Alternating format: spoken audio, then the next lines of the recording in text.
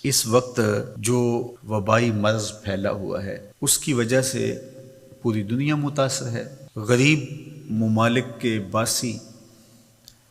Lock down کی وجہ سے دوہری مصیبت میں مبتلا ہیں، اس لیے کہ جو روز کماتے تھے اور روز اپنے بچوں کا پیٹ پالتے تھے، تو جب وہ ذرائع رزق بند ہوئے تو ان پر یہ مصیبت بھی آن پڑی۔ ہمارے مالک نے ہمیں حکم دیتے ہوئے ارشاد فرمایا وَفِي أَمْوَالِهِمْ حَقٌّ لِلسَّائِلِ وَالْمَحْرُومِ، ان کے مالوں کے اندر حق ہے، جو مانگنے آتے ہیں ان کا بھی، اور جو محروم ہیں، مانگتے نہیں، طلب نہیں کرتے لیکن حقیقتاً وہ حقدار ہیں، تو جو تمہارے پاس آ گیا، جہاں تم نے تقسیم شروع کی وہاں پہنچ گیا، تو تم یہ سمجھے کہ میں نے اپنا فرض پورا کر دیا۔ کہا نہیں، تمہیں ان لوگوں تک بھی پہنچنا پڑے گا، عزت نفس جن کو ہاتھ پھیلانے سے روکتی ہے، اور وہ نہ روڈ پہ آ سکتے ہیں اور نہ آپ کی دہلیز پہ آ سکتے ہیں، تو آپ ایسے لوگوں کو تلاش کر کے ان کی مدد، نصرت اور اعانت کیجیے۔ تو یہ موقع ہے ایسے لوگوں تک پہنچنے کا۔ ابتداً جب یہ مرض پھیلا تو لگ یہ رہا تھا کہ 1-2 ہفتوں کے بعد حالات معمول پہ آ جائیں گے۔ 1 مہینے سے زیادہ عرصہ بیت رہا ہے اور ابھی تک حالات جوں کے توں ہیں۔ مجبوراً کچھ شعبہ جات کو کھولنا پڑا اور زندگی کا پہیہ جاری رکھنے کے لیے کچھ فیصلے لینے پڑے، لیکن حزم و احتیاط کے ساتھ،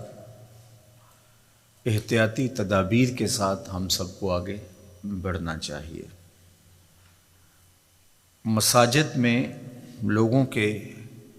آنے کے حوالے سے بات چل رہی ہے۔ میں سمجھتا ہوں کہ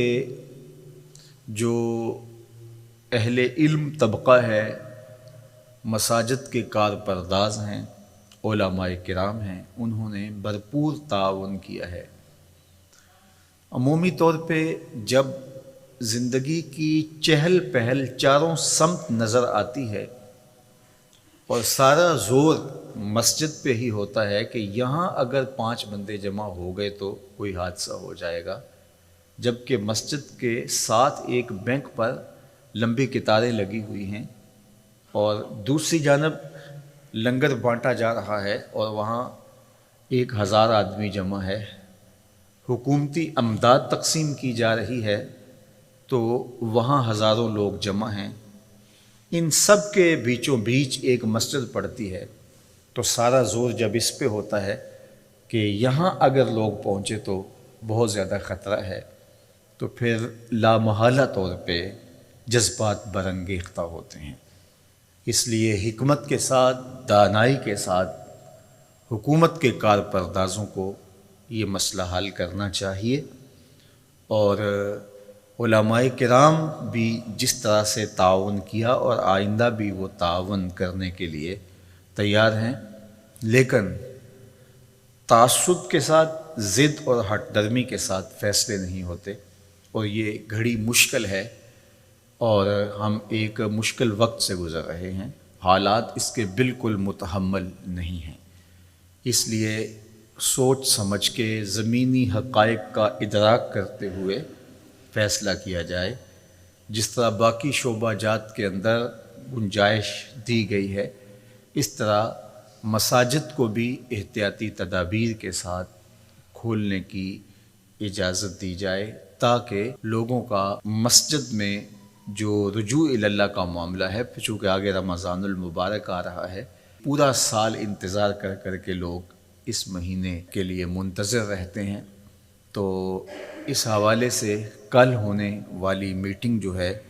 ہمیں امید ہے کہ اس میں کوئی مثبت بات سامنے آئے گی، اور ہماری یہ آرزو بھی ہے کہ ایسا نہ ہو جو ملک، قوم اور دین کے خلاف ہو۔ تو اللہ تعالیٰ اس مشکل وقت میں ہمیں اتحاد، یکجہتی، دانشمندی، سمجھداری کی توفیق عطا فرمائے۔ اور اللہ کے پاکیزہ گھر آباد رہیں، نمازیوں کے ساتھ، سجدوں کے ساتھ، دعاؤں کے ساتھ، تلاوت کلام مجید کے ساتھ، اور اپنی خاص کرم نوازیاں فرماتے ہوئے اللہ اس بیماری کو بہت جلد دور فرما دے۔